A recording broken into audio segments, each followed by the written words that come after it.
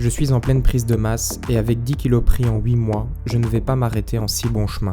Une des conditions essentielles est d'avoir suffisamment d'énergie apportée par la nourriture. Dans cette vidéo, je vais vous partager tout ce que je mange et l'objectif est de devenir le plus balèze possible avec un physique qui aura bien évolué. Je me lève vers 8h30 et la première chose que je fais, c'est de m'hydrater et de faire mon café du matin. J'adore le café et commencer ma journée par ça me met sur de bons rails. Nous avons tous une tranche de masse grasse dans laquelle nous sommes confortables et elle est dictée génétiquement. Pour ma part, elle est plus ou moins située entre 10 et 20% de masse grasse. En fait, il faut savoir que le corps cherche avant tout un équilibre. Ce qui compte pour le corps, c'est la survie. Et donc, en cherchant cet équilibre, il va réguler notre satiété en fonction de où on se situe dans cette tranche de masse grasse. Lorsqu'on se rapproche des 10% de masse grasse, en tout cas pour ma part, ma faim va monter et l'importance de mes comportements est plus grande. Je vais devoir faire plus d'efforts dans le choix de mes aliments et pour gérer ma satiété. Lorsque je me rapproche des 20% de masse grasse, c'est l'effet inverse.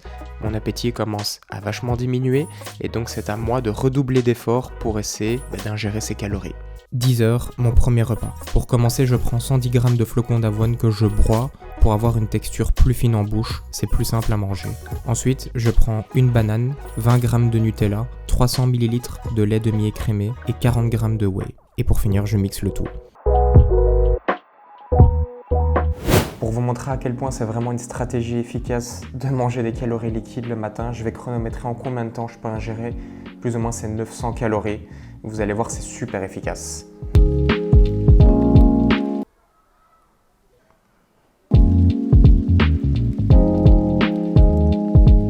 En 2 minutes 30, j'ai mangé 900 calories, donc c'est super efficace. Je vous recommande vraiment, si vous manquez d'appétit, à utiliser les calories liquides le plus possible et également de miser sur les lipides. Mais bon, j'ai misé beaucoup sur les glucides pour la plus grosse séance de la semaine.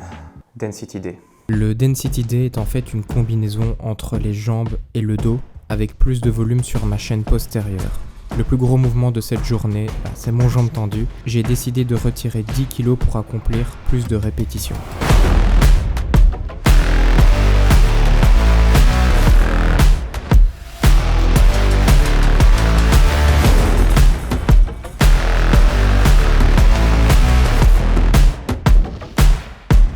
J'alterne entre mouvements jambes et dos pour permettre une certaine récupération et être plus performant.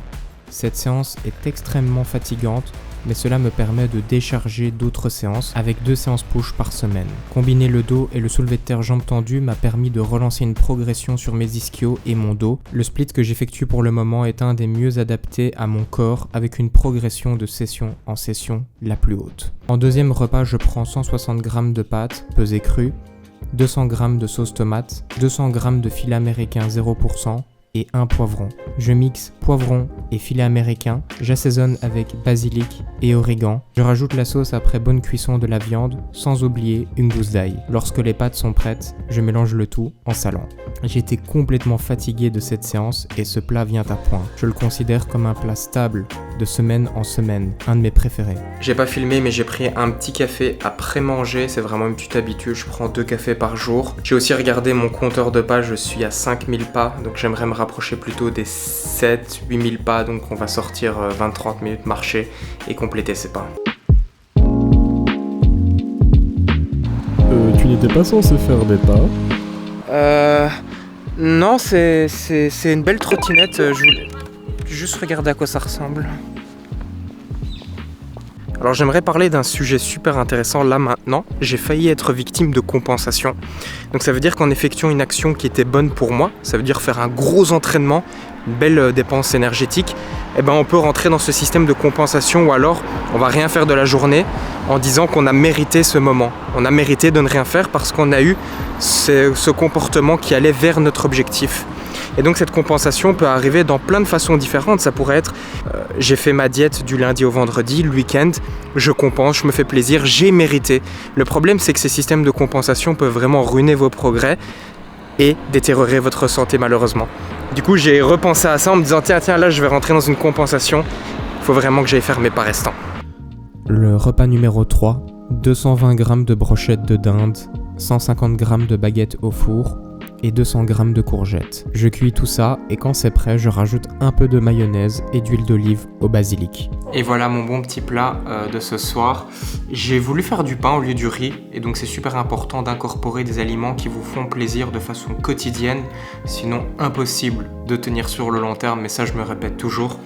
Du coup, je me suis écouté et j'ai fait du pain. Donc on peut tenir quelque chose d'extrême sur quelques semaines, bien sûr, mais sur le long terme, au cours d'une vie, toujours penser à un équilibre. Pour mon dernier repas, je prends 250 g de fromage frais gras, 10 g de whey, une barre au chocolat, un peu de myrtille et 250 ml de lait de soja à la vanille. Je mélange le fromage frais avec la whey et je rajoute les myrtilles. Et en plus quelques petites boules croquantes au chocolat. Faut bien.